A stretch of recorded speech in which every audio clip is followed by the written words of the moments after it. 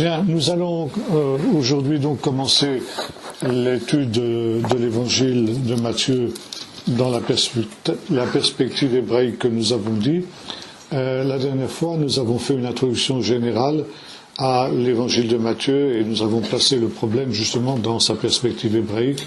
Nous allons prendre le premier texte qui est ce qu'on appelle l'évangile de l'enfance, que l'on trouve dans les 2 premiers chapitres de l'évangile de Matthieu. Et il est à noter que, avec Luc, ça va ? Oui, vas-y, Il est à noter qu'avec Luc, Matthieu est le seul des évangélistes à nous donner justement les récits de l'enfance de Jésus. Et ça entre dans la perspective de Matthieu, comme nous allons le voir, c'est quelque chose de très important. Maintenant, cet évangile de l'enfance, il est bâti d'une manière totalement hébraïque, selon un procédé d'exégèse que l'on appelle le pécher. Pécher, ça veut dire littéralement l'explication.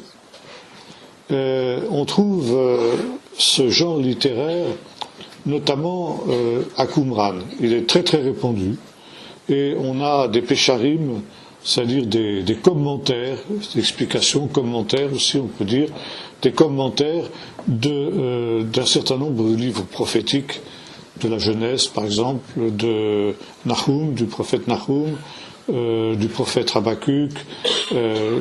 Plusieurs petits prophètes ont été la base d'un pécheur de la part justement des Esséniens de Qumran. Qu'est-ce que c'est qu'un pécheur ? C'est un commentaire verset par verset d'un certain nombre de textes bibliques, prophétiques en général, que l'on cherche à actualiser. Et on voit dans les événements actuels un accomplissement de ce qui avait été annoncé par les prophètes. Et nous retrouvons exactement ce style, ce genre littéraire dans les 2 premiers chapitres de l'évangile de l'enfance. Et il y a 7 péricopes que l'on trouve dans ces évangiles de l'enfance et qui sont centrés sur des versets des prophètes. Et donc, les événements de la vie de l'enfance de Jésus nous sont rapportés par l'évangéliste Matthieu, et chacun de ces événements se termine de la manière suivante: cela arriva afin que s'accomplisse ce qui avait été annoncé dans tel et tel prophète, et le texte prophétique est alors cité, est alors évoqué. Et ça, c'est le premier procédé. Il y a un deuxième genre littéraire qu'on trouve aussi dans ces 2 premiers chapitres de l'évangile de Luc, c'est le Midrash.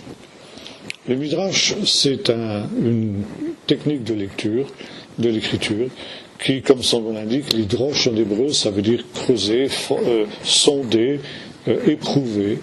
Et donc, c'est descendre en dessous de la surface du texte pour en faire sortir toutes les différentes richesses et toutes les différentes facettes. Et le Midrash non seulement évoque un certain nombre de réalités, mais surtout il les suggère. Et le Midrash est un genre littéraire qui s'adresse à la sagacité du lecteur et qui consiste à lui faire comprendre un certain nombre, on pourrait dire en musique, des harmoniques. Le texte, donc le pshat, ça veut dire le sens littéral, est commenté par le procédé du péché, comme on l'a vu il y a un instant. Et puis il y a un certain nombre d'harmoniques, ça veut dire on veut suggérer un certain nombre de choses. Et nous allons voir effectivement que c'est une des raisons pour lesquelles Matthieu, à l'encontre de Marc et de Jean par exemple, accordera une grande importance à l'enfance de Jésus et aux événements qui ont marqué la naissance de Jésus.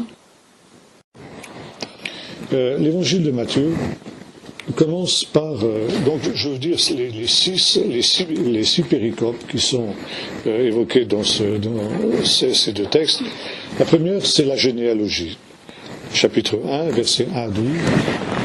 Ensuite, toujours dans le chapitre 1, versets 12 à 34, on a un premier songe de Joseph. Ensuite, chapitre 2, verset 1 à 13, l'événement central de cet évangile de l'enfance, qui est la visite des mages, et on verra pourquoi. Quatrième, le massacre des innocents, chapitre 2, verset 13 à 18. Et ensuite, cinquièmement, la fuite en Égypte, et sixièmement, le retour de l'Égypte.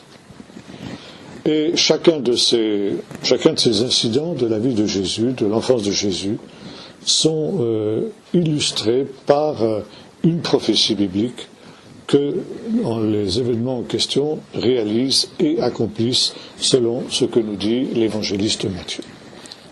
Première péricope, donc, la généalogie. Les généalogies sont souvent quelque chose de très important dans la Bible. Et les grands personnages, notamment, sont des gens auxquels, dans la biographie, dans la Bible, commence souvent justement par une généalogie. Et il était normal que dans une perspective hébraïque, Jésus, dont l'importance évidemment n'est pas à souligner pour Matthieu, il fallait que sa biographie commence par une généalogie. On a remarqué que cette généalogie, elle est différente de celle que l'on trouve chez Luc. Pendant tout un temps, les deux généalogies se recoupent, bien que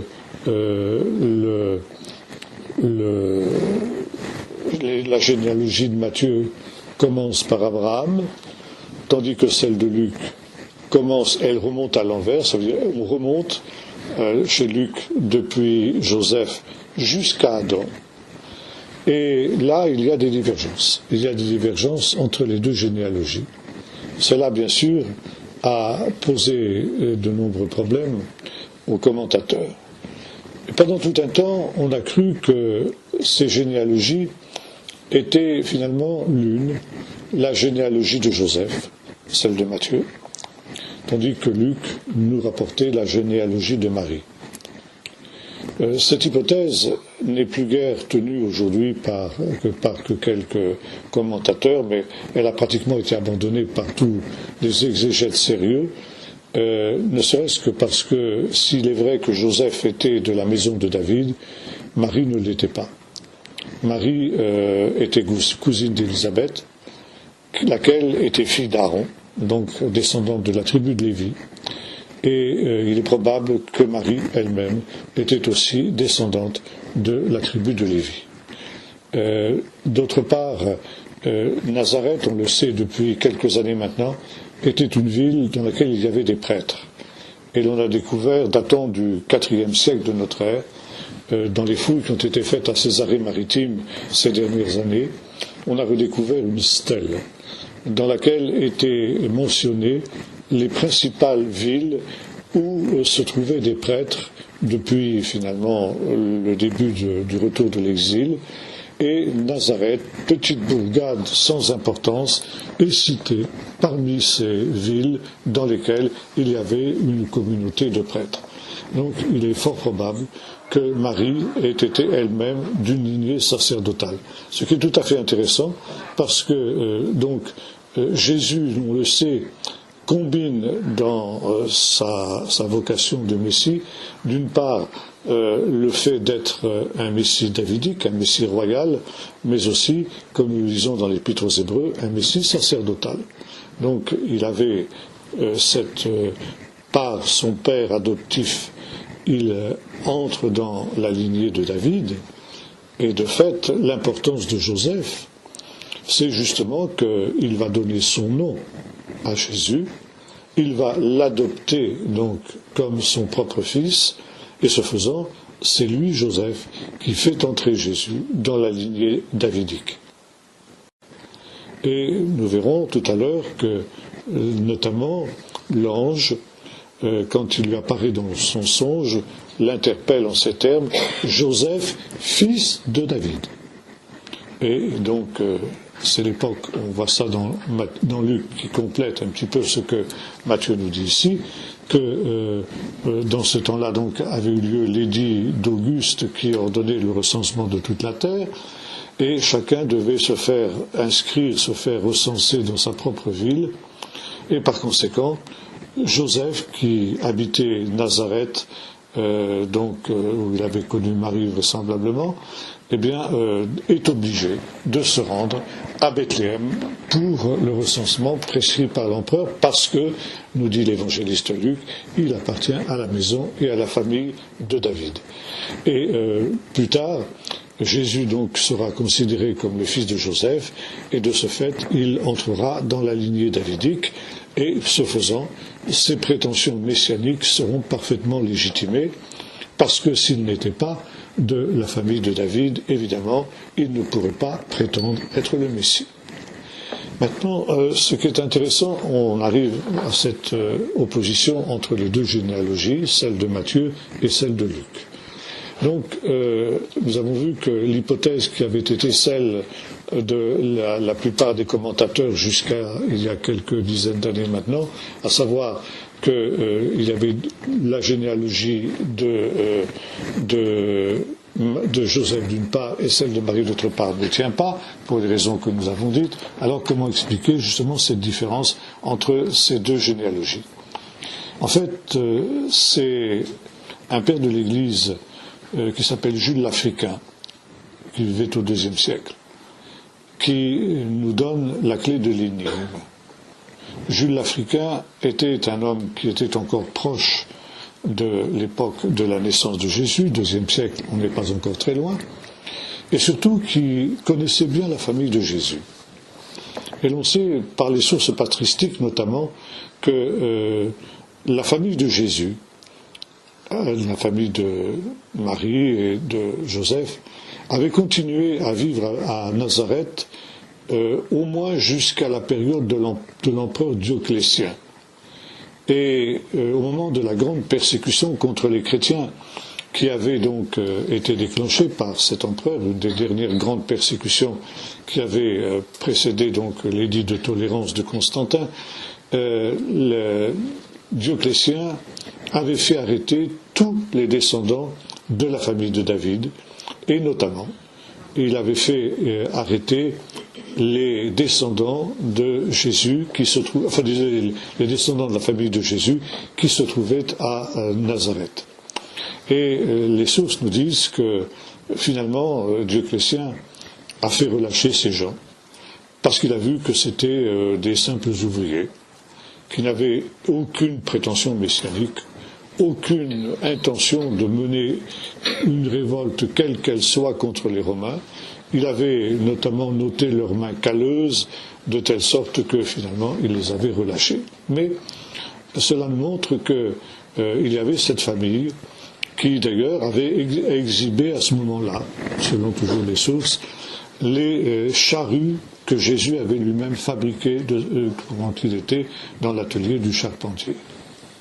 On pouvait encore voir ces objets, donc 3e, 4e siècle, on pouvait voir encore ces objets qui devaient avoir été conservés pieusement à Nazareth par justement la famille de Jésus.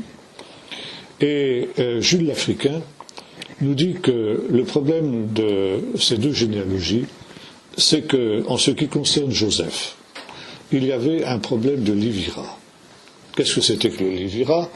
C'était une institution qui est évoquée dans la Torah, dans le Pentateuque, et qui prescrit à, disons, si un homme meurt sans enfant, eh bien, son frère doit épouser sa veuve. Et le premier enfant qui naît de cette union est considéré comme le fils du défunt et porte le nom du défunt et par conséquent est habilité à hériter de tous les biens du défunt. Les autres enfants qui naîtront ensuite sont considérés comme les enfants du frère. Bon, vous retrouvez ça par exemple dans l'histoire de Tamar, Judas et Tamar, vous retrouvez ça dans l'histoire de Ruth. pour ne citer que les exemples les plus importants. Et donc il y aurait eu, selon Jules l'Africain, un problème de ce type-là, en ce qui concernait Joseph. Joseph, en fait, avait deux pères, nous dit Jules l'Africain. Il avait un père biologique et il avait un père adoptif. Ça veut dire que le père dont Joseph portait le nom était décédé sans enfant.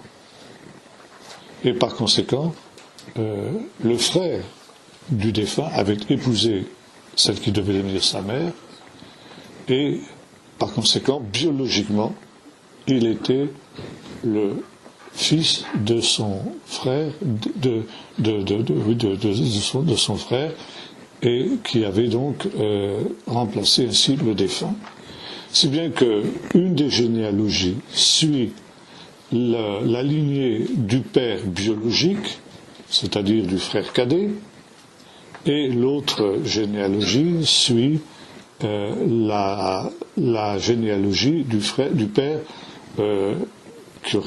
dont il portait le nom, mais qui finalement était décédé avant la naissance de cet enfant. Si bien qu'à un certain moment, les deux généalogies divergent. Bon, je ne sais pas si vous avez compris, c'est un peu complexe. Enfin, disons, voilà, ça c'est l'explication qui nous est donnée. Et je pense que finalement, c'est celle-là qui est la plus valable. Maintenant, le terme commence par généalogie. Il y a deux manières de comprendre cette expression. D'abord, le mot toldot en hébreu. On le retrouve dans le livre de la Genèse en particulier. 5 fois dans le livre de la Genèse apparaît le mot toldot. Généalogie, descendance, postérité.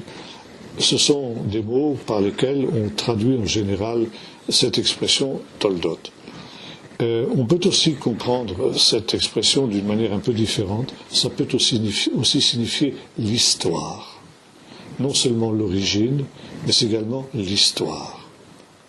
Et dire généalogie de Jésus-Christ, toldot Yeshua HaMashiach, c'est dire c'est aussi l'histoire de Jésus. C'est l'origine de Jésus, mais c'est aussi l'histoire de Jésus. Maintenant, ce qui est intéressant, c'est de noter que cette généalogie, qui nous renvoie justement au livre de la Genèse, et qui nous renvoie par conséquent aux origines du ciel et de la terre, et aux origines de l'humanité tout entière.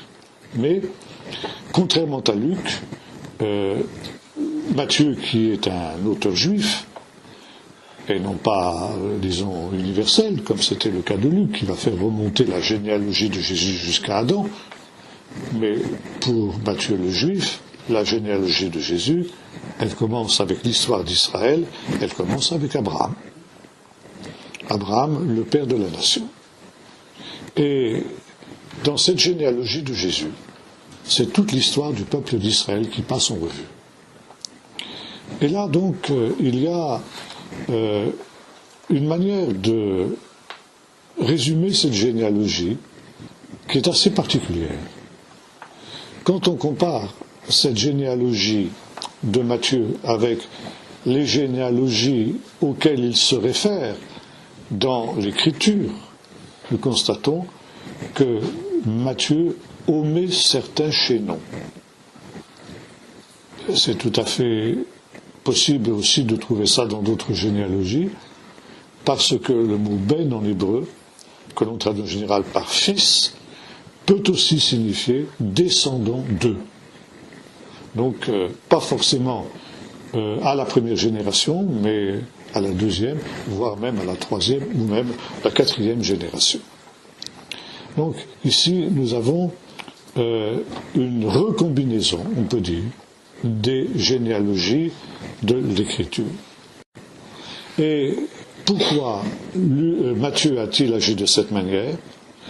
Pour que l'on arrive, comme il le dit ici à la fin, il y a en tout, verset 17, 14 générations depuis Abraham jusqu'à David, 14 générations depuis David jusqu'à la déportation de Babylone, et 14 générations depuis la déportation de Babylone jusqu'au Messie.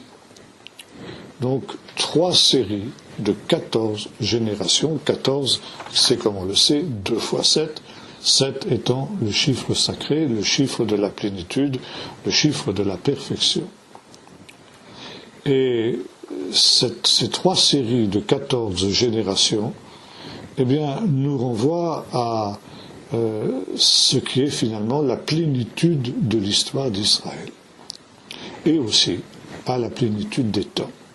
Et là, nous sommes à fond dans le procédé midrashique que nous avons évoqué tout à l'heure, à savoir que dans le midrash, on suggère autant que l'on affirme. Et il faut de la sagesse, il faut de la sagacité pour comprendre ce que l'auteur du midrash a voulu dire. Et c'est en fin de compte Paul, dans ses épîtres, qui va nous dire ceci: quand les temps furent accomplis, Dieu envoya son Fils, né d'une femme, né sous la Torah. Et là, c'est exactement ce que Matthieu veut nous montrer. La naissance de Jésus arrive à la plénitude des temps. Donc ici, 6 fois 7, c'est la plénitude des temps. Nous sommes arrivés à la plénitude des temps avec la naissance de Jésus. Les temps sont accomplis. Et on retrouvera aussi ça dans l'évangile lui-même. Quand Jésus commence à prêcher, il dit « Les temps sont accomplis, repentez-vous et croyez à la bonne nouvelle ». Donc, quand les temps furent accomplis, Dieu envoya son Fils né d'une femme, né sous la Torah. Et le fait de commencer par par Abraham, je veux dire, est aussi une manière de nous dire que de fait, Jésus, le Messie, est né sous la Torah. Et il est venu, nous aurons l'occasion de le revoir quand nous parlerons du sermon sur la montagne, il est venu justement aussi, non pas pour abolir la Torah, mais pour la confirmer. Ce faisant, Matthieu situe Jésus véritablement au cœur même, au sein du peuple d'Israël. Jésus, il le présente comme le roi des Juifs, comme celui qui a cette relation unique avec le peuple d'Israël et avec les promesses messianiques qui avaient été faites par Dieu à différentes générations au peuple d'Israël. Jésus est l'accomplissement des promesses faites à Israël et qui sont, comme le dira plus tard l'apôtre Paul, l'objet de l'espérance des 12 tribus d'Israël qui servent Dieu nuit et jour dans l'attente justement de cette plénitude des temps, dans l'attente de cet accomplissement. Maintenant, quand nous parlons de plénitude des temps, il est intéressant de noter que c'était quelque chose que le peuple d'Israël aussi considérait comme un temps très particulier. Et dans un autre évangile, il nous est dit ceci: comme tout le peuple était dans l'attente. On était dans l'attente. Pourquoi? Parce que on était conscient que le temps que l'on vivait était en principe le temps où le Messie devait venir. Et on en était conscient notamment à cause des prophéties de Daniel. Et plus particulièrement du chapitre 9 du livre de Daniel, dans ce qu'on appelle la prophétie des semaines. Dans cette prophétie, un ange révèle à Daniel, qui a fait le calcul depuis le début de la déportation, et qui se rend compte que l'on arrive maintenant à 70 années après la déportation du peuple d'Israël. 70 ans, c'est le délai, la durée qui avait été donnée par le prophète Jérémie notamment pour l'exil à Babylone. Et Jérémie avait prophétisé que 70 ans après la déportation, le peuple d'Israël serait rassemblé dans son pays. Daniel vient de faire le calcul, il réalise que l'on arrive à la fin de cette période de 70 ans, et par conséquent, il prie pour que le Seigneur accomplisse les promesses qu'il a faites par Jérémie et qu'il ramène le peuple. Et en même temps, évidemment, dans la vision, dans la pensée de Daniel, disons, il y a cette idée que, au moment où Dieu va rassembler son peuple dans son pays à la fin de l'exil, ça va être le temps de la rédemption. Et voilà un ange qui lui apparaît et qui lui dit non, il va y avoir effectivement retour de l'exil, ça oui, mais le retour de l'exil ne signifie pas qu'on va avoir immédiatement la rédemption.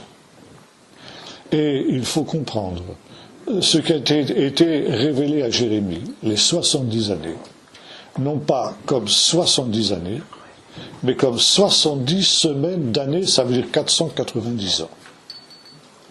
Ce n'est que donc 490 ans que finalement la rédemption messianique arrivera. Alors, cette prophétie des semaines, elle est extrêmement complexe.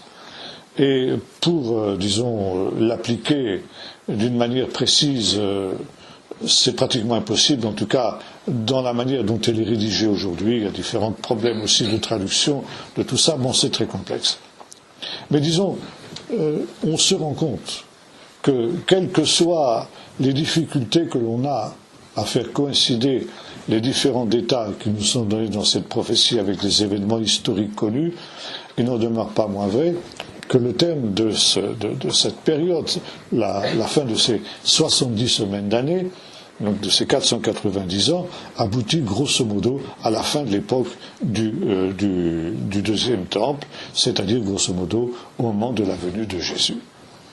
Et bien entendu, cela n'avait pas échappé aux sages d'Israël à cette période. Et c'est la raison pour laquelle on pensait et on s'attendait à ce que le Messie vienne dans cette période-là. C'était finalement ce que Daniel avait annoncé. La fin de ces 490 ans, c'était la plénitude des temps. On arrivait à la plénitude des temps. Et Paul aussi reprend cette idée quand il dit ce texte que nous avons évoqué tout à l'heure, quand les temps furent accomplis. Cette attente, le peuple qui était dans l'attente, on le retrouve par exemple dans à Qumran. À Qumran aussi on était conscient qu'on était arrivé à la plénitude des temps et que le temps de la manifestation du Messie était imminent. Et dans la mesure où le peuple d'Israël n'a pas reconnu que Jésus était le Messie, eh bien, dans les générations qui ont suivi, on s'est trouvé devant un problème. Pourquoi Dieu n'a-t-il pas envoyé le Messie alors que les temps étaient accomplis? Alors on essaie de trouver toutes sortes d'explications. Finalement, on rejette cet échec, cet échec, oui, sur l'infidélité d'Israël. Israël n'a pas écouté la voix de Dieu. Il y a différents midrashim, il y a différentes légendes qui sont là pour expliquer pourquoi le Messie qui aurait dû venir à cette période-là, en réalité, n'est pas venu. Mais pour nous, évidemment, nous savons qu'il est venu. Donc, quand la plénitude des temps est arrivée, le Messie est venu, donc, sous la Torah, donc, descendant d'Abraham et aussi descendant de Moïse. Donc, 3 séries de 14 générations. Maintenant, il y a quelque chose de très intéressant aussi. C'est que 14, c'est non seulement 2 fois 7, mais c'est également la gématria du mot David. David, et le mot Adam, Adam, donc le premier Adam, qui signifie donc Adam, David et Mashiach. Il y a trois lettres au mot Adam. Adam, le premier homme, David, donc le père du Messie, et puis M, Mashiach, le Messie. Donc ici, 3 séries qui sont importantes et qui nous amènent justement à la gématria du mot David, qui est de 14. Donc, quand on additionne les lettres du mot David, ça nous donne 14. Et ce faisant, donc, c'est dire qu'il y a 14 générations, 3 fois 14 générations, c'est dire que Jésus est bel et bien le fils de David, et par conséquent qu'il est bel et bien le Messie. Le répéter 3 fois, c'est aussi une chose importante. Dans le livre des psaumes, un psaume nous dit ceci: Dieu a parlé une fois et 3 fois j'ai entendu. On retrouve ça aussi dans l'histoire des songes du Pharaon.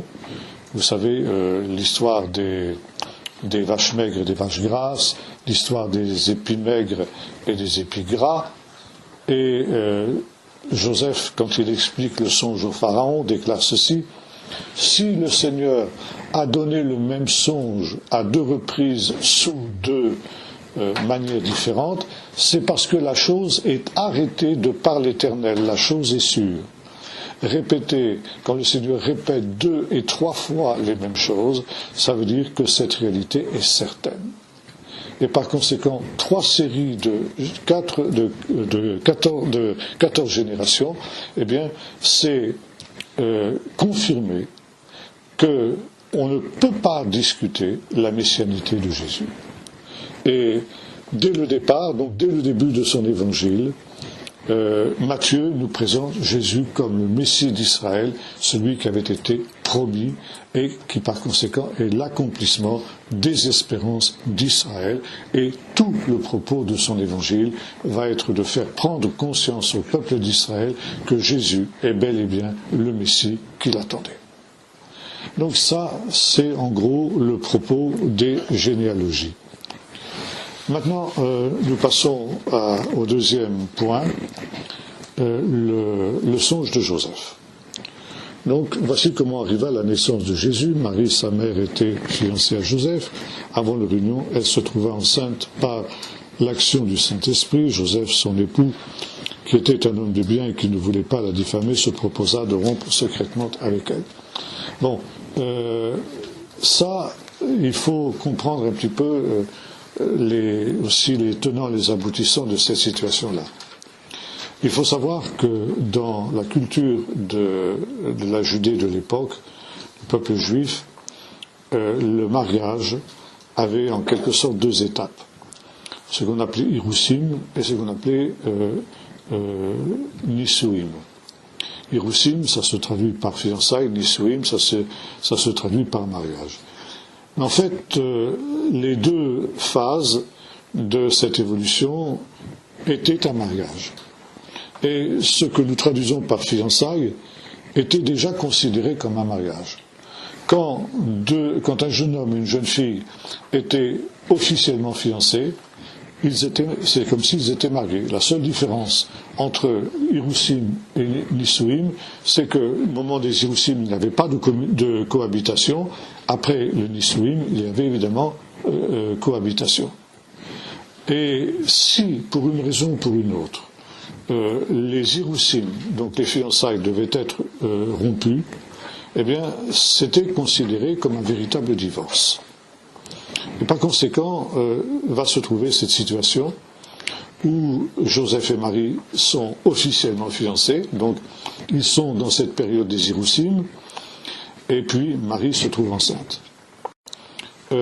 Cette grossesse de Marie, évidemment, a été ensuite mal interprétée par son entourage.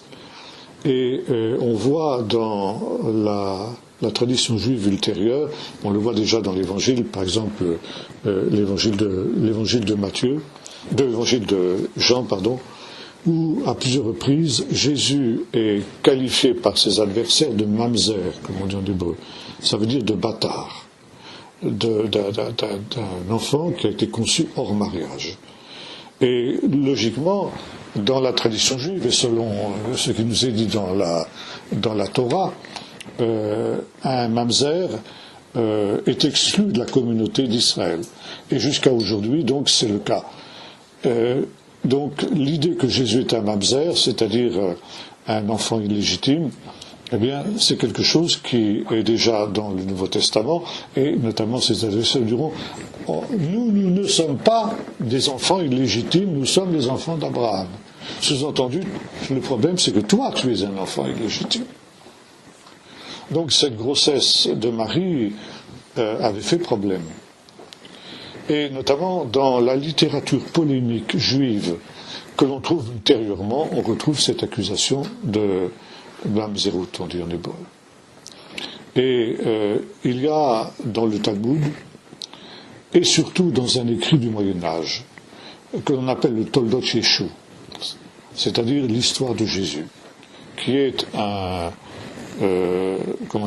écrit très anti-chrétien qui a été rédigé à la fin du Moyen-Âge, quand les Juifs ont commencé à être persécutés par les chrétiens et qu'ils étaient obligés par la force d'assister dans les églises chrétiennes à des sermons des prédicateurs qui essayaient de les convertir au christianisme. Et pour combattre en quelque sorte cette propagande pro-chrétienne qu'il y avait en milieu juif, on a rédigé ce que l'on appelait l'évangile du ghetto, ça veut dire un contre-évangile qui essaye justement de discréditer l'évangile véritable. Et c'est ainsi que Jésus est représenté à nouveau comme un mamzer, ça veut dire comme un bâtard, comme un enfant illégitime. Et on l'appelle, donc Jésus était ensuite, selon les évangiles, né d'une vierge. Et il y a toute la question de la naissance virginale qui est absolument centrale dans la foi chrétienne. C'est quelque chose qui ne peut pas être discuté. On ne peut pas être chrétien si on ne croit pas à la naissance virginale. Intéressant de noter d'ailleurs que l'islam, qui ne croit pas en la divinité de Jésus, croit néanmoins dans la naissance virginale. Et donc, naissance virginale, une vierge, en grec, ça se dit parthénos.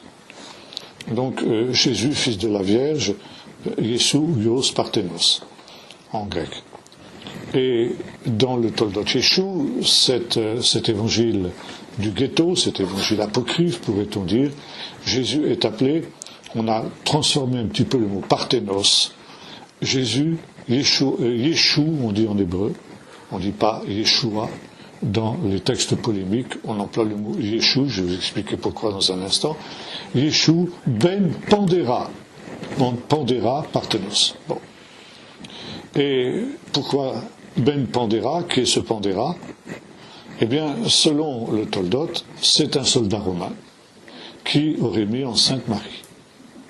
Donc, le but, c'est de discréditer cette doctrine de la naissance virginale. Et c'est aussi une des raisons pour lesquelles de Yeshua on passe à Yeshu. C'est-à-dire on supprime la dernière lettre du mot de Jésus, et c'est un sigle d'une expression parfaitement blasphématoire. C'est la raison pour laquelle nous évitons, nous, quand nous parlons hébreu, de parler de Yeshu.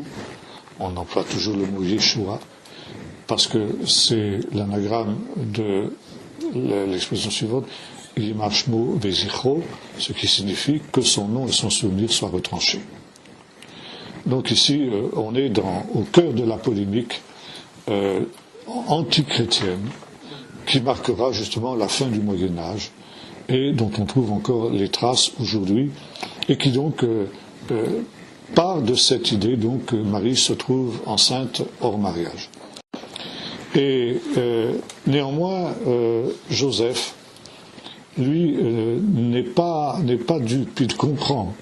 Il connaît Marie, et sait bien que c'est pas une fille de mauvaise vie du tout, et il réalise bien qu'il y a quelque chose d'extraordinaire. Et bien sûr, on peut penser que Marie lui a expliqué quelle était l'origine de sa grossesse, puisque, selon l'évangile de Luc, elle avait reçu la visite d'un ange au préalable qui lui avait annoncé qu'elle allait se trouver enceinte sans pour autant connaître d'homme par la vertu et la puissance du Saint-Esprit. Et Joseph, donc, se propose de rompre avec Marie, de divorcer, puisque déjà, en quelque sorte, ils sont légalement mariés, non pas parce qu'ils doutent de la fidélité de Marie, non pas parce qu'ils doutent de ce qu'elle lui a dit au sujet de l'origine de sa grossesse, mais parce qu'ils se sont indignes de recevoir, d'épouser celle qui a ainsi ce privilège extraordinaire d'être ce après quoi toutes les jeunes filles juives rêvent. Quand, encore de nos jours, une jeune fille religieuse juive se marie, elle espère qu'elle va devenir la mère du Messie. C'est son espérance secrète. Et voilà donc que Joseph réalise que sa future épouse, celle qu'il avait pensé être sa future épouse, est en fait celle qui porte le Messie dans son sein. Et ils se sont par conséquent indignes de recevoir et la mère et l'enfant sous son toit. Et la raison du songe que l'ange va lui communiquer, c'est justement de lui dire, eh bien Joseph, non, ne crains pas de prendre Marie, ta femme. Ne fais pas ce que tu as pensé, ne romps pas avec elle. L'enfant qu'elle porte vient du Saint-Esprit, et l'ange le lui confirme, mais en même temps, toi, Joseph, fils de David, nous avons vu tout à l'heure cette expression, parce que tu es fils de David, tu as été choisi par Dieu aussi pour faire entrer cet enfant dans la communauté d'Israël d'une part, et surtout dans la lignée davidique, pour que, effectivement, il puisse devenir le Messie promis. Il faut savoir que dans la culture ancienne, l'adoption n'était pas quelque chose qui était simplement un acte, comment dirais-je, un acte d'état civil. Mais adopter un enfant, c'était véritablement le faire entrer dans sa descendance et dans sa lignée. Et dans les généalogies de l'écriture en particulier, il y a de très nombreux exemples d'adoption de ce type-là, qui ont fait que, en fin de compte, celui qui est adopté dans la tribu, on trouve ça encore chez les Bédouins modernes, aussi, la notion d'adoption, c'est véritablement comme donner naissance à un enfant. Donc, Joseph devient le père véritable de Jésus dans sa dimension humaine, dans sa lignée humaine, même si il n'en est pas le père biologique. Maintenant, il est à remarquer que dans cet évangile de l'enfance, il y a une très grande place qui est faite au songe. Ce premier songe n'est pas le seul que Joseph va recevoir. Dans la suite du récit, nous verrons qu'il y en aura d'autres, mais finalement, nous retrouvons un petit peu ce qui a été le fait du grand patriarche qui était Jacob. Jacob, lui aussi, a eu de très nombreux songes, et en cela, justement, il a été le père du peuple d'Israël. Et donc, Joseph, qui reçoit des songes, est assimilé avec le patriarche Jacob. Et il va être aussi celui qui accueille au nom du peuple d'Israël l'enfant que Marie porte dans la communauté d'Israël. Donc Marie, ta femme, enfantera un fils, tu lui donneras le nom de Yeshua, car c'est lui qui sauvera son peuple de ses péchés. Yeshua, c'est un nom très commun à l'époque de Jésus. C'est l'abréviation du mot Yehoshua, que l'on traduit en général par Josué. Ça veut dire que Jésus, celui que nous appelons Jésus, qui est donc une abréviation du mot Yehoshua, Yehoshua donc c'est comprimé en Yeshua, et c'est en grec ça nous donne Yesus, d'où en français ou en anglais ou en espagnol, dans la plupart des langues occidentales, Jésus, Jesus, Jesus, etc. c'est directement tiré du grec. Mais son nom véritable, pardon ? En italien c'est Yeshua. Oui, enfin, c'est à peu près pareil. C'est-à-dire, il n'y a pas de Jésus. D'accord. Donc, le nom son nom, c'est Yeshua. Comme je disais tout à l'heure, c'est un nom très très répandu. Et par exemple, on le trouve dans de très très nombreux ossuaires ou dans de très très nombreuses tombes de cette époque. Il en va de même d'ailleurs du nom de Marie, Myriam ou Maria. On trouve les deux formes aussi dans des tombes, dans les vieilles tombes de cette période-là. Ce que ici veut suggérer aussi l'ange, donc Yehoshua, ça veut dire Dieu sauve. On sait que Josué, celui qui a été le successeur de Moïse et celui qui a été à la tête des armées d'Israël, s'appelait d'abord Oshéa, ce qui se traduit par oser, ça veut dire il sauve. Et Moïse, quand le temps est venu pour lui de prendre sa succession, l'a changé son nom en Yehoshua, ça veut dire Dieu sauve, donc ou Dieu délivre. C'est tout le résumé de ce que sera la vocation de Jésus. Donc, il sauvera son peuple de ses péchés. Son peuple, c'est essentiellement, dans un premier temps, le peuple d'Israël. Et là, nous arrivons aux pécheurs que nous avons évoqués. Cela arriva afin que s'accomplisse ce que le Seigneur avait déclaré par le prophète, et c'est la fameuse prophétie de l'Immanuel qu'on trouve dans le chapitre 9 du livre du prophète Ésaïe. La Vierge deviendra enceinte, elle enfantera un fils, et on lui donnera le nom d'Emmanuel, ce qui se traduit par Dieu est avec nous. Maintenant, c'est très intéressant de noter que l'idée de la naissance virginale, ce n'est pas une idée qui est étrangère au peuple d'Israël. On trouve aussi cette idée que certains grands personnages de l'Antiquité sont nés aussi d'une manière miraculeuse. C'est le cas notamment de Malkitsédek. Malkitsédek, qui est un personnage étonnant, puisque l'Épître aux Hébreux nous rappellera qu'il est un des rares personnages de la Bible dont l'origine n'est pas citée. Ni le nom de son père, ni le nom de sa mère, ni le nom de sa descendance. Et ça, bien sûr, ça n'a pas échappé aux sages d'Israël de l'époque. Et en particulier aux gens de Qumran, pour lesquels Malkitsédek était un personnage extrêmement important.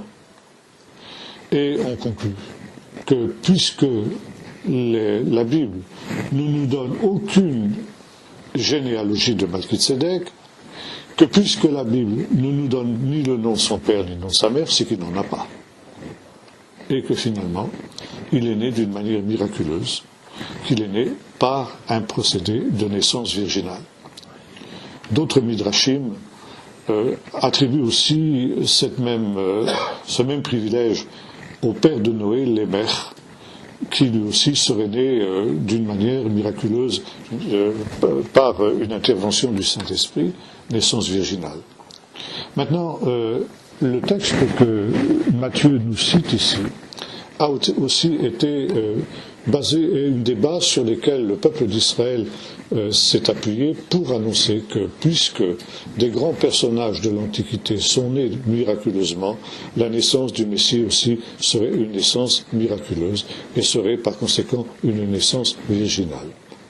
Et il y a une autre preuve que l'on présente à l'appui de cette affirmation, c'est que dans la suite de ce verset, il nous est dit ceci: donnez de l'accroissement au royaume de David et une paix sans fin à son royaume, voilà ce que fera le zèle de l'Éternel des armées dès maintenant et à jamais. Donc, donner de l'accroissement, de la domination au règne de David, il y a dans ce mot en hébreu, à la fin du mot, une lettre très spéciale qu'on appelle la lettre même, qui correspond au M de l'alphabet latin. Et la lettre même en hébreu, elle a deux formes, elle prend deux formes différentes, selon qu'elle est au début ou au milieu d'un mot ou à la fin d'un mot. Quand elle est au début ou à la fin d'un mot, ou au milieu d'un mot, elle s'écrit d'une manière ouverte. et à la fin d'un mot d'une manière fermée. Or, dans ce mot domination que l'on trouve dans le chapitre 9 du livre du prophète Ésaïe, au milieu du mot, le même qui devrait être un même ouvert est un même fermé. Donc c'est une faute d'orthographe. Mais évidemment, les rabbins considèrent que le Saint-Esprit ne peut pas faire de faute d'orthographe. Et que quand il y a l'apparence d'une faute d'orthographe dans la Bible, c'est qu'il y a un secret messianique qui est caché dans cette faute-là. Et là, quel est le secret messianique? Il est en relation avec ce qui précède, la Vierge deviendra enceinte. Qu'est-ce que c'est qu'une Vierge? C'est une femme fermée. Par conséquent, le fait qu'au centre de ce mot domination, il y ait un même fermé, indique que le Messie qui donnera cette domination au trône de David naîtra d'une femme fermée, c'est-à-dire d'une Vierge. Et ce faisant, encore une fois, même si par la suite il y a eu au sein du judaïsme cette volonté de, déconsidérer la naissance virginale du Messie à cause justement du fait que les chrétiens ont souligné cette réalité-là, et qu'aujourd'hui on ne croit pas dans le judaïsme que le Messie naîtra d'une manière surnaturelle, et sera un homme Bassar Vedam, comme on dit en hébreu, ça veut dire un simple être humain comme tous les autres. Il naîtra d'une manière tout à fait naturelle et il mourra d'une manière tout à fait naturelle. Il n'en est pas, ça c'est une réaction antichrétienne qui date d'après justement l'apparition du christianisme, mais disons à l'époque de Jésus, et dans certains milieux encore aujourd'hui de judaïsme orthodoxe, on considère que le Messie naîtra d'une vierge selon ce texte qui est ici évoqué par l'évangéliste Matthieu, et qui nous place d'emblée devant cette réalité que donc le Messie est véritablement le Fils de Dieu.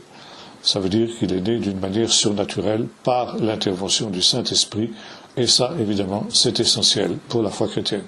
Car si Jésus n'est qu'un simple homme, il ne peut pas nous sauver, et il est donc discrédité pour être aussi le Messie. Bon, ça c'est donc le deuxième pécheur que nous avons évoqué. Donc, à son réveil, Joseph, que l'ange lui avait ordonné, il prit sa femme chez lui, mais il ne la connut pas jusqu'à ce qu'il ait enfanté un fils auquel il donna le nom de Jésus, comme l'ange, autrement dit, le lui avait ordonné. Troisième péricope, l'adoration des mages. Jésus était né à Bethléem en Judée au temps du roi Hérode, et des mages d'Orient arrivèrent à Jérusalem. Alors maintenant, il y a aussi un autre problème historique aussi qui se pose par rapport à cela. Jésus étant né à Jérusalem du temps du roi Hérode. Et ça nous pose un problème quant à la date de la naissance de Jésus. On compte, vous le savez, les années de notre calendrier à partir de ce que l'on considère comme étant la date de la naissance de Jésus, c'est-à-dire l'an 0 de notre ère. Cet an 0 a été déterminé par un moine du Moyen-Âge qui s'est basé sur le texte de l'évangile de Luc qui nous dit que Jésus avait environ 30 ans quand il commença son ministère. Et par conséquent, il a pris ce chiffre comme un chiffre absolu et il a considéré que, effectivement, Jésus était né 30 ans avant cette période-là. Seulement, le texte de Luc nous dit qu'il avait environ 30 ans. Donc, on ne peut pas être sûr qu'il avait véritablement 30 ans. Bon. Luc nous donne une autre date pratiquement de la naissance de Jésus. Et Luc fait naître Jésus sous le règne d'Auguste. Alors, bien sûr, Hérode a régné aussi sous Auguste. Mais il est question du recensement de Quirinus. Le recensement de Quirinus a eu lieu quelques années après le début de notre ère. Maintenant, évidemment, certains ont découvert qu'en fait, il y avait eu 2 recensements de Quirinus, gouverneur de Syrie à l'époque. Et d'ailleurs, c'est ce que laisse entendre l'évangile de Luc, ce recensement était le premier recensement. Donc, il ne faut pas s'arrêter sur le recensement de Quirinus, qui est le plus connu, qui est en fin de compte le deuxième, mais un premier recensement qui ne nous est pas répertorié ailleurs que chez Luc d'ailleurs, n'est-ce pas, mais qui a eu lieu donc quelques années plus tôt. Maintenant, donc, on peut résoudre ce problème-là de cette manière. Maintenant, le problème est le suivant. On sait que Hérode le Grand, donc celui sous le règne duquel Jésus est né, est mort en réalité en -4 de notre ère. Donc, la date qui a été déterminée par le moine d'Eudice le Petit est une erreur. Jésus n'est pas né dans l'année 0 de notre ère, mais il est né au moins en -4. Ça veut dire qu'il est né vraisemblablement à la fin du règne d'Hérode. Alors, avant -4, bon, on ne peut pas préciser davantage. Donc Jésus est né à Bethléem du temps du roi Hérode.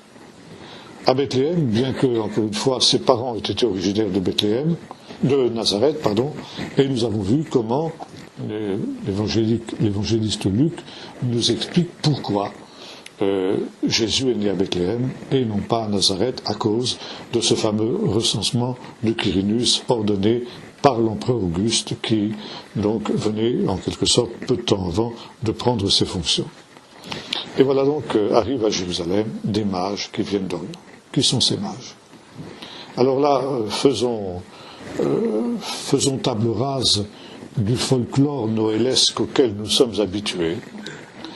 Les 3 mages qui représentent les 3 races, alors le blanc, l'européen, le noir, l'africain, et puis le jaune, l'oriental, qui s'appelaient Gaspard, Melchior et Balthazar, et qui, donc, pourquoi étaient-ils 3? Parce qu'il y a 3 présents qu'ils offrent, l'or, l'encens et la myrrhe, donc ils étaient 3, et ensuite qu'ils étaient rois. Nulle part il nous est dit qu'ils étaient rois, nulle part il nous est dit qu'ils étaient 3, et nulle part il nous est dit qu'ils avaient les noms qu'on leur attribue, même pas dans des écrits apocryphes. Donc là, nous sommes en pleine légende. Alors, qui étaient les mages? Ça, c'est quelque chose d'assez mystérieux. Manifestement ici, tout le récit de l'histoire des mages est en relation avec les prophéties de Balaam, notamment l'histoire de l'étoile. Dans les prophéties de... Alors, qui était Balaam d'abord? Balaam était un des prophètes des nations. Et selon la tradition juive, il nous est dit que Balaam a été donné par Dieu aux nations, parce que Dieu ne voulait pas que les nations puissent dire qu'il avait donné un grand prophète à Israël, Moïse, et qu'il avait négligé les nations. Alors, Dieu va donner un prophète aux nations qui sera Balaam. Bilam, on dit en hébreu. Bon, le problème, c'est que cet homme est un homme ambigu, et s'il est un véritable prophète, au départ en tout cas, et il l'a été, et il se corrompt, par amour pour les richesses, par amour de l'argent, et donc il va devenir un devin, quelqu'un qui emploie les arts occultes, les arts magiques, et donc il va monnayer en quelque sorte ces choses-là. Et notamment, il a la possibilité de ce qu'on dirait aujourd'hui jeter des sorts. Donc placer des gens sous la malédiction ou au contraire sous la bénédiction. Ça veut dire de pratiquer, on dirait aujourd'hui, la magie noire ou la magie blanche. Évidemment, tout ça, ça se paye. Donc Balaam est quelqu'un qui aime l'argent, qui aime les richesses, et on sait que c'est exactement ce qui va se produire quand Balak va inviter Balaam à venir maudire le peuple d'Israël en contrepartie de monnaies sonnantes et trébuchantes. Il est intéressant de noter qu'il y a quelques années de cela, on a retrouvé à Tir el-Balar en Transjordanie, donc de l'autre côté du Jourdain, une stèle qu'on appelle la stèle de Balaam. Parce qu'effectivement, le nom de Balaam est évoqué dans cette stèle. Suit une prophétie que Balaam aurait donnée. Manifestement, cette prophétie ne s'est pas réalisée, ne s'est pas accomplie.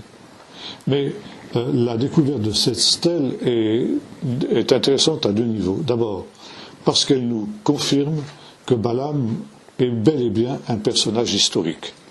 Ce que l'on avait mis en doute, ce que les adversaires de la Bible avaient nié, puisque pour les adversaires de la Bible, il suffit que la Bible dise quelque chose pour que ce soit forcément faux.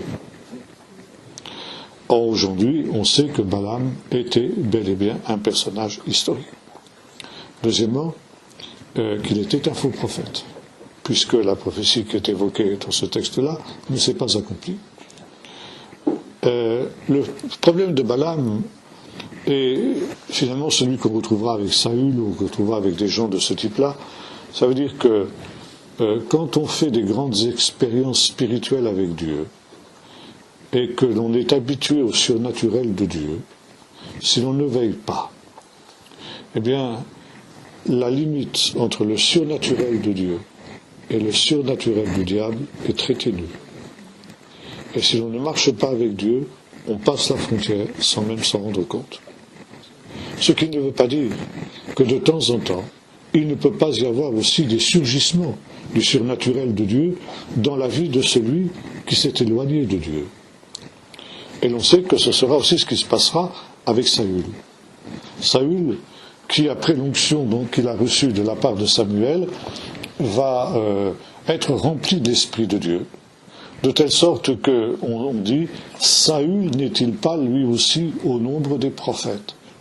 Donc, il y avait une onction prophétique manifeste sur Saül. Et puis, on sait que lorsque Saül va se révolter contre Dieu, va désobéir à Dieu, l'esprit de l'Éternel va le quitter, mais un autre esprit va l'habiter, un esprit qui vient du diable. Donc c'est ce que nous disions tout à l'heure, on passe du surnaturel de Dieu au surnaturel de l'adversaire. Pourquoi? Parce que justement, là aussi, d'une certaine manière, les dons de Dieu sont sans repentance, sont sans retour. Dieu ne reprend pas ce qu'il a donné, même à des gens qui sont déchus. Et comme pour Balaam, on verra donc Saül aussi, à certaines occasions, prophétiser à nouveau, bien que déchu.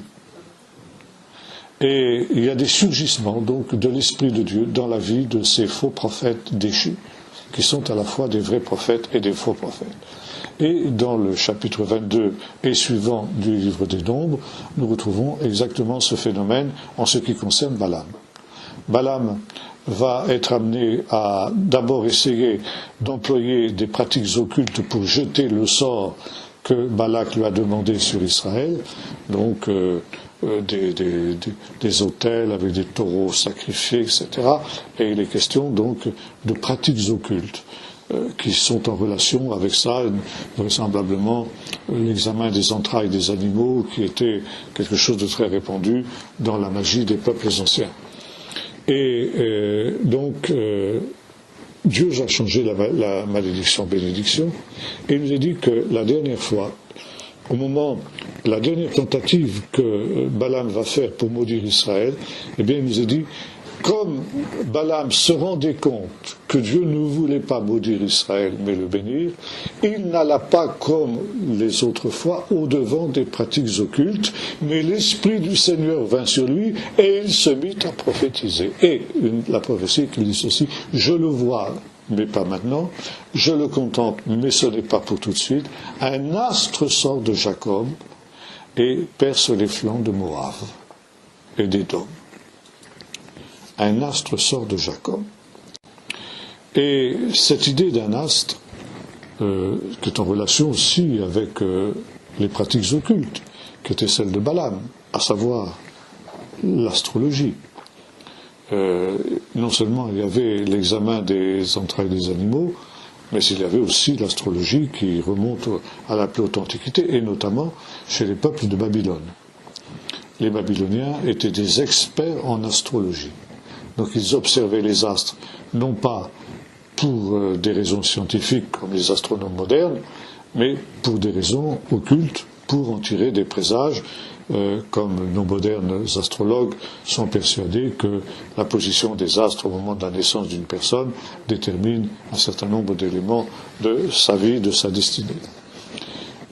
Et par conséquent, cet astre que voit Balaam, est l'astre finalement du Messie. Le Midrash nous donne un certain nombre de détails sur cette situation qui est sous-jacente à notre texte de Matthieu. Matthieu connaissait manifestement ces Midrashim. Et il nous est dit notamment que Balaam était non seulement un grand prophète et un grand devin, mais qu'à la cour du Pharaon, il était le chef des magiciens dont il est question dans l'histoire de l'Exode. Et un jour, donc, il est venu vers le Pharaon. Et plutôt, c'est le Pharaon qui constate qu'il y a au ciel une nouvelle étoile qui vient d'apparaître. Alors, il est tout intrigué et il fait venir Balaam et il lui dit: est-ce que tu as vu cet astre? Et Balaam lui dit oui. Et qu'est-ce que ça veut dire? Et Balaam lui dit: eh bien, c'est le signe que le libérateur d'Israël est né. Et par conséquent, le Pharaon décide de faire périr tous les enfants des Hébreux pour faire disparaître le libérateur d'Israël. Et là, bien sûr, nous retrouvons cette même idée dans l'évangile de Matthieu. Lorsque Hérode apprend que cette étoile du Messie est apparue, donc que le libérateur d'Israël est né, il va avoir exactement la même réaction que le Pharaon. Il va vouloir faire périr tous les enfants qui sont nés à Bethléem pour éliminer le libérateur, en l'occurrence le Messie. Maintenant, il y a aussi un autre midrash qui reprend un petit peu cette idée-là aussi, qui nous parle aussi d'un autre rêve, cette fois-ci de Moïse. Moïse, donc, a eu un rêve, et il a vu une grande balance. Et dans cette balance, il y avait donc deux plateaux, comme les balances de l'époque, et dans un des plateaux, il y avait tous les trésors et toutes les richesses de l'Égypte. Et de l'autre côté du plateau, il y avait un tout petit agneau. Et chose extraordinaire, la balance penchait du côté de l'agneau. Ça veut dire que l'agneau, à lui seul, était plus lourd que tout le pays d'Égypte dans son ensemble. Et Moïse est surpris, il est étonné, il dit: mais c'est quoi, Seigneur, ce petit agneau? Et le Seigneur lui dit: c'est le peuple d'Israël. Ce peuple que tu dois faire sortir du pays d'Égypte pour l'amener dans la terre promise. Ce peuple qui est tout petit, qui est minuscule, eh bien, il est plus important à mes yeux que toute l'Égypte. Et par conséquent, pour toi aussi, tu dois choisir l'agneau. Ça veut dire que tu dois choisir de t'identifier au peuple d'Israël plutôt que de continuer à être prince d'Égypte. Et vous retrouvez ça dans la plume de Paul quand il nous dit que Moïse, oui, a considéré l'opprobre du Messie comme ayant plus de valeur que tous les trésors de l'Égypte, et qu'il a choisi l'opprobre du Messie plutôt que les trésors de l'Égypte. Et Moïse est étonné, il dit: mais enfin cet agneau, il est là, c'est bien gentil, mais on voit bien que l'Égypte lui est hostile. Il est sans défense, cet agneau-là.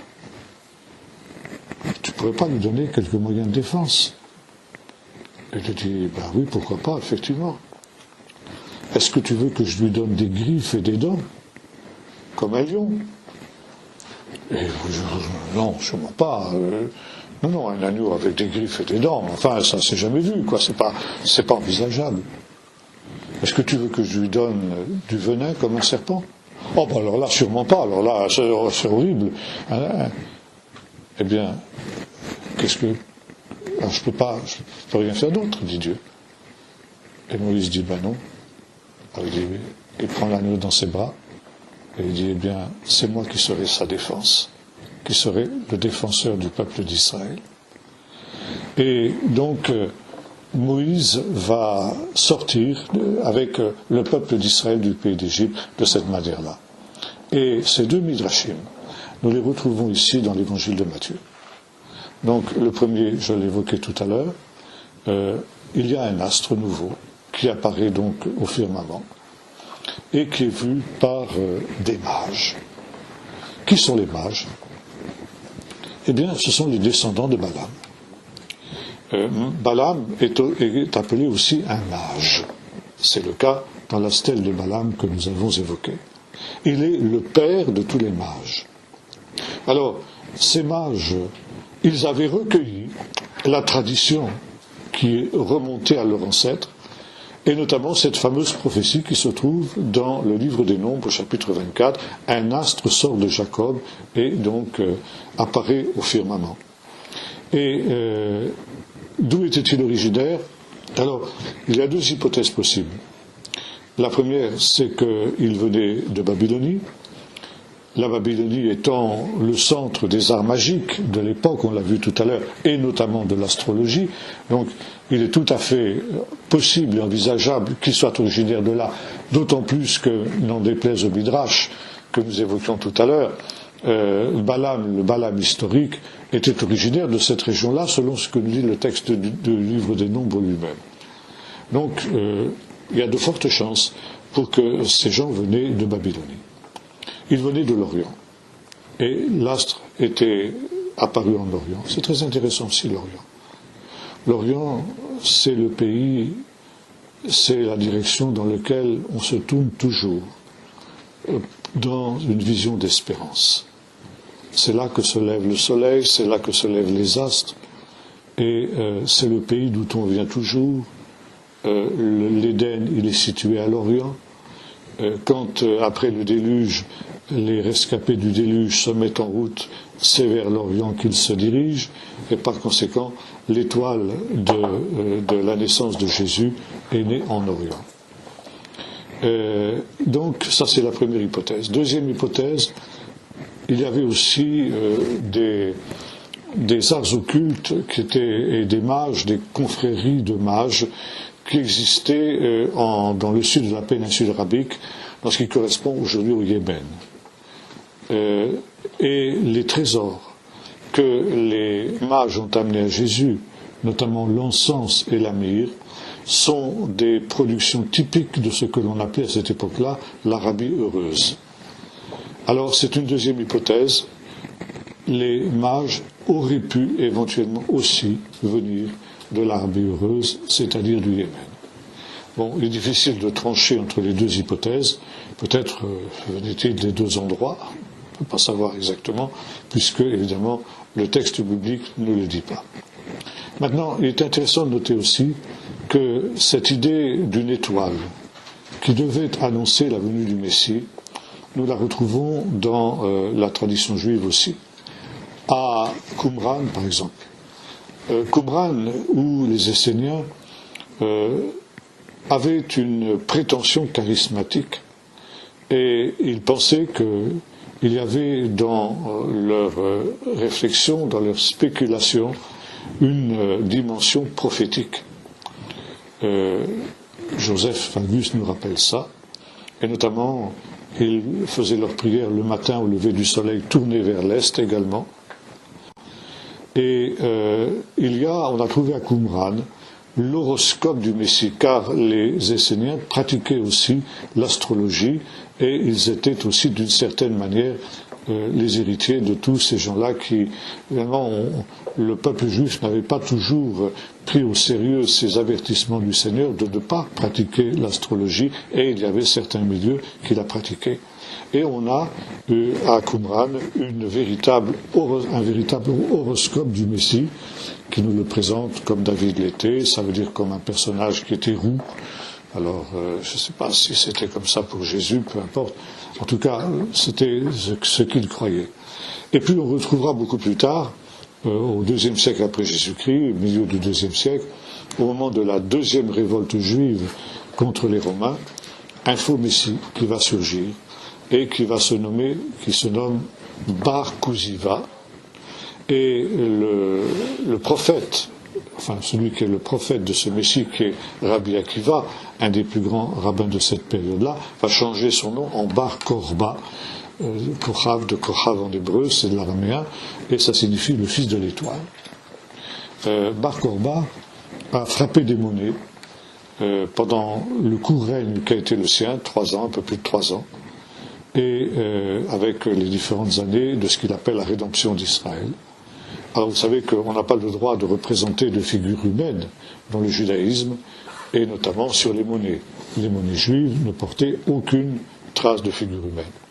Par contre, il y avait sur les monnaies de Bar Korba une représentation du temple, stylisée, donc les 2 colonnes, en particulier Yachin et Boaz, qu'il se proposait de reconstruire, et de l'autre côté, il y avait une étoile. Donc une étoile à 6 branches, l'ancêtre de notre Magen David. Pourquoi ? Parce que Bar Korba était le fils de l'étoile, ce faisant, il était le Messie.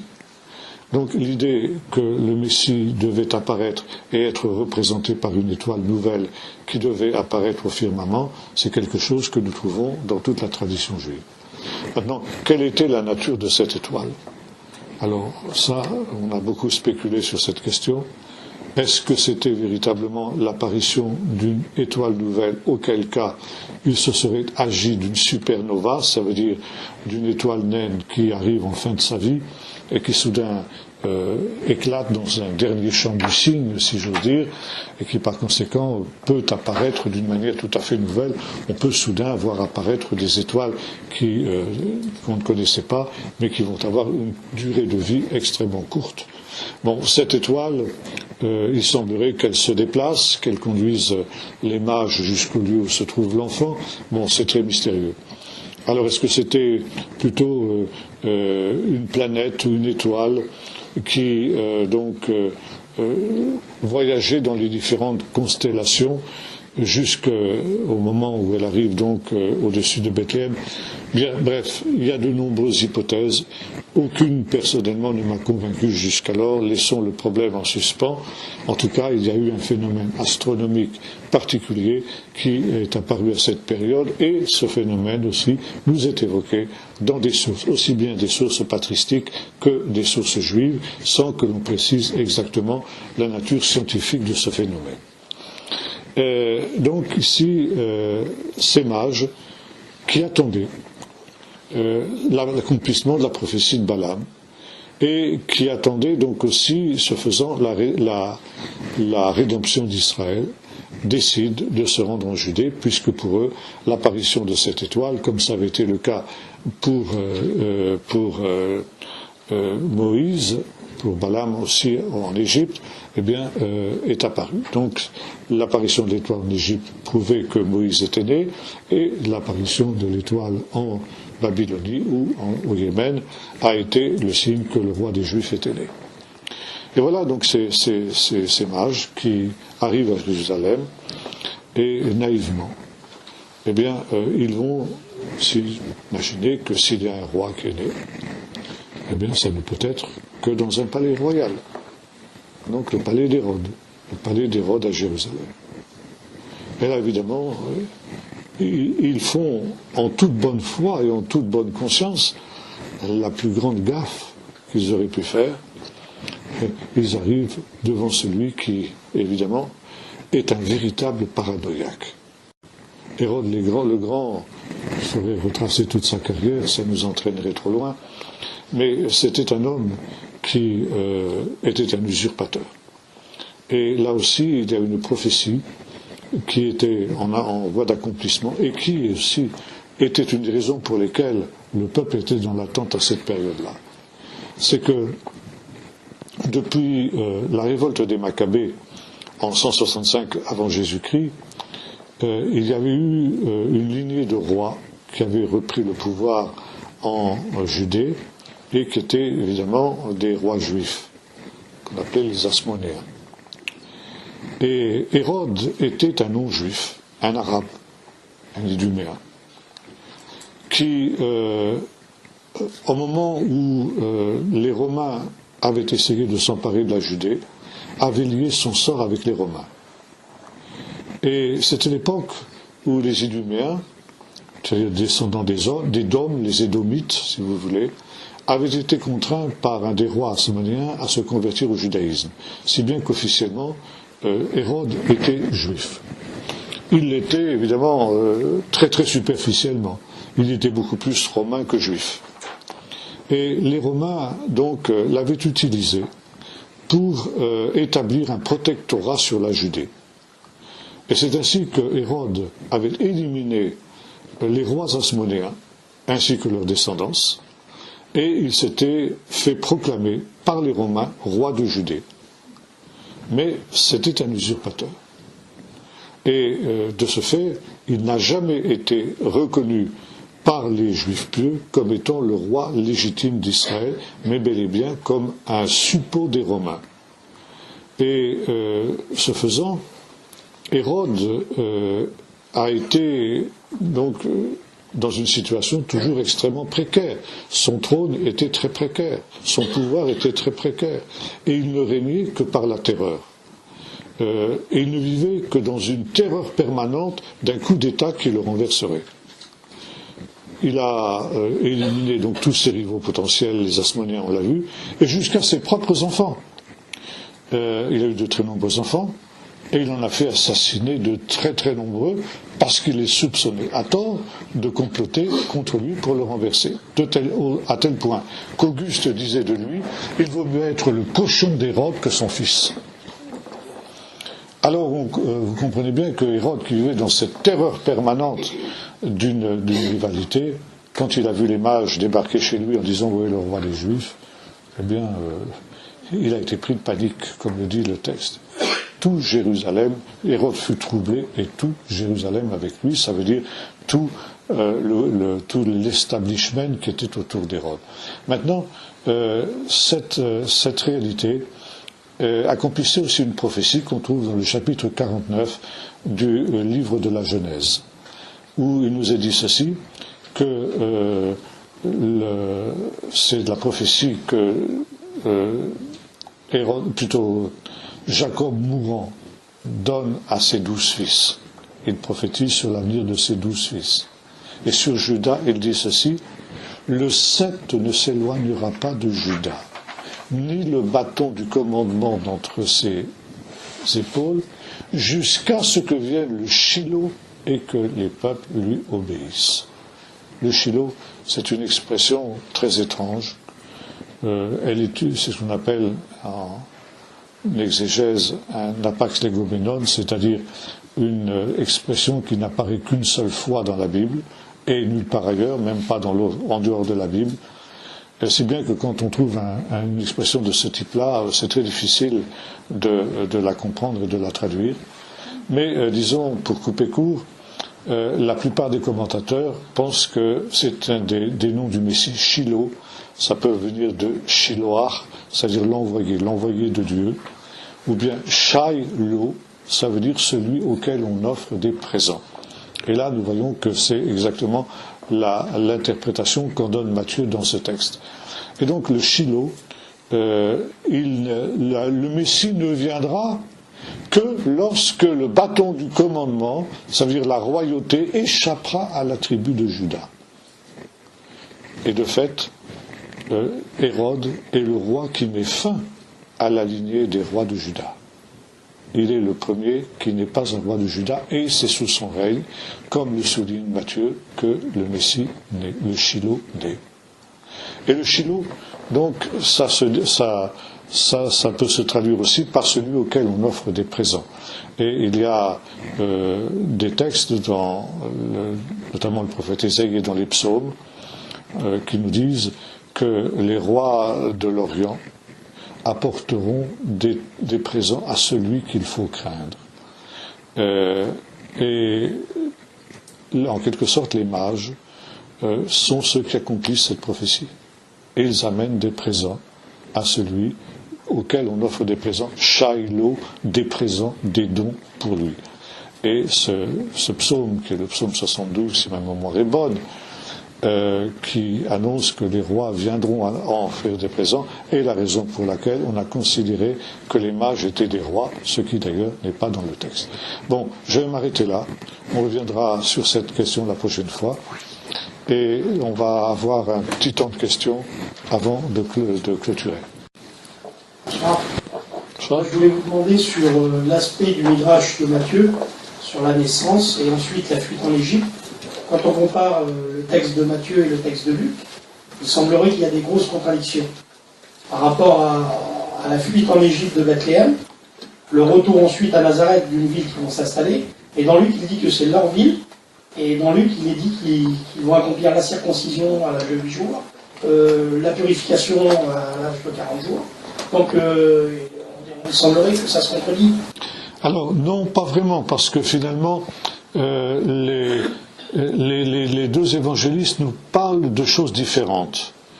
Et notamment, ici, tout ce long chapitre, ces deux longs chapitres de Luc, les deux premiers chapitres de l'évangile de l'enfance chez Luc, sont résumés par Matthieu en une phrase. Jésus étant né à Bethléem du temps du roi Hérode, point. Des mages d'Orient vinrent ensuite.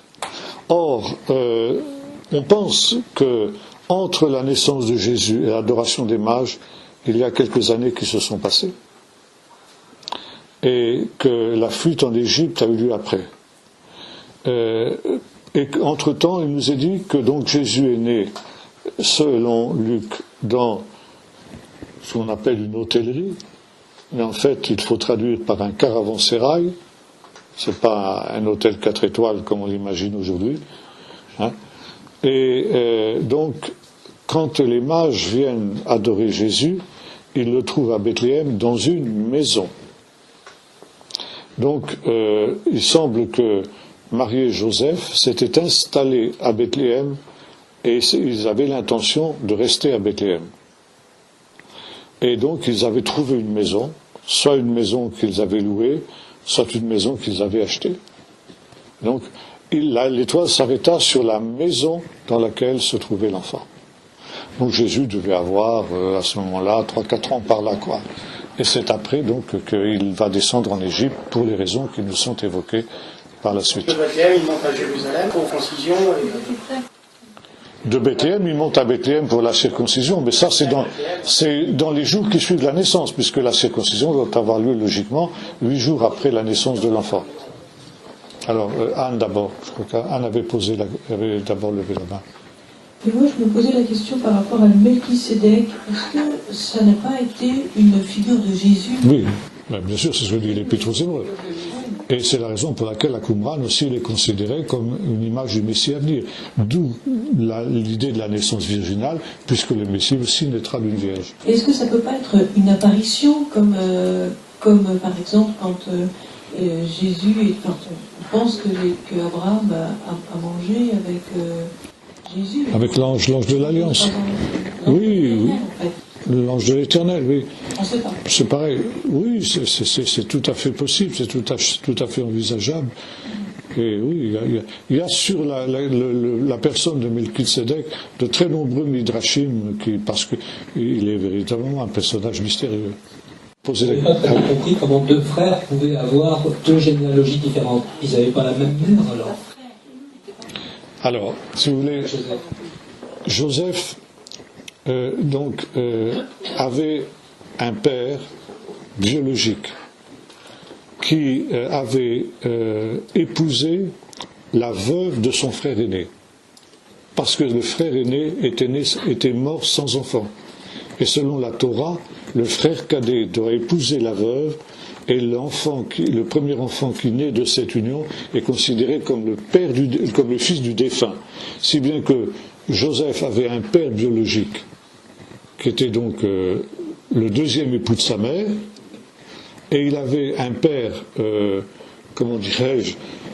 généalogique, qui lui était décédé, qu'il n'avait jamais connu.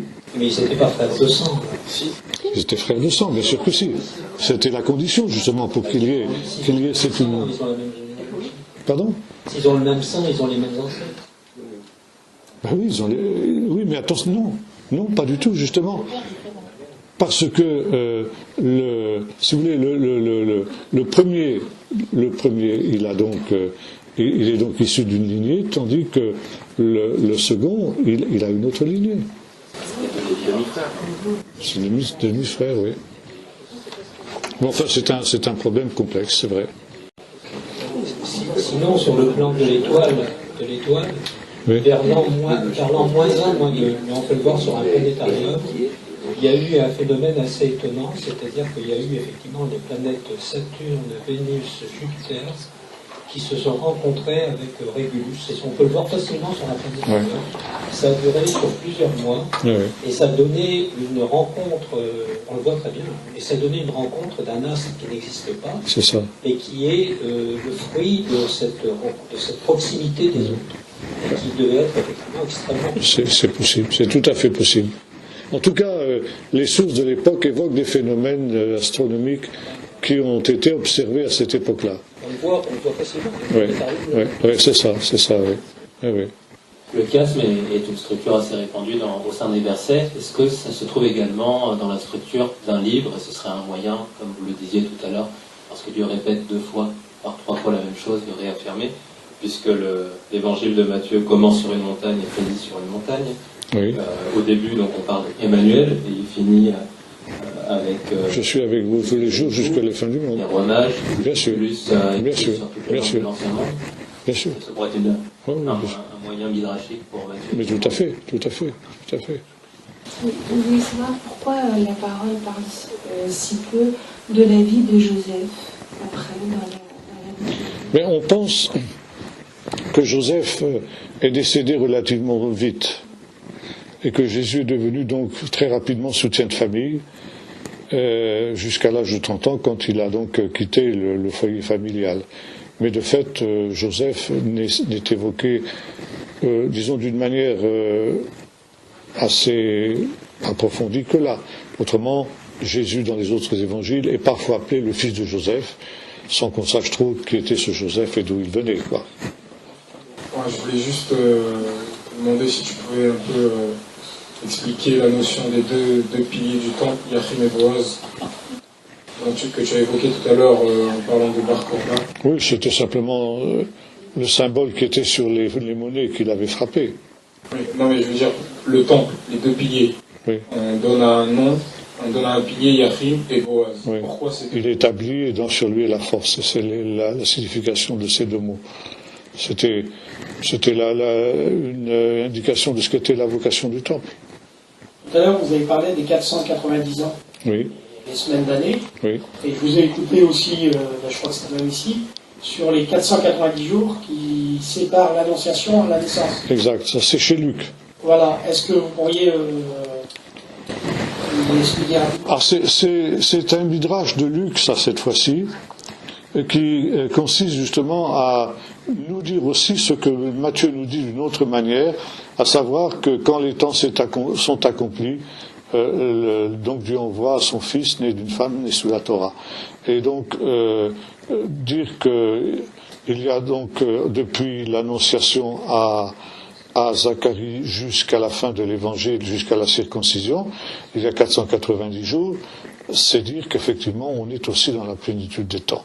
Donc c'est une autre manière midrashique d'exprimer cette vérité qui sera ensuite reprise par Paul dans ses épîtres. Une dernière question. Ici. Je comprends. Quand tu parles de midrashique, ça veut dire c'est quelque chose qui a été rédigé avant Jésus ou c'est une forme de pensée que développe Luc ou Matthieu?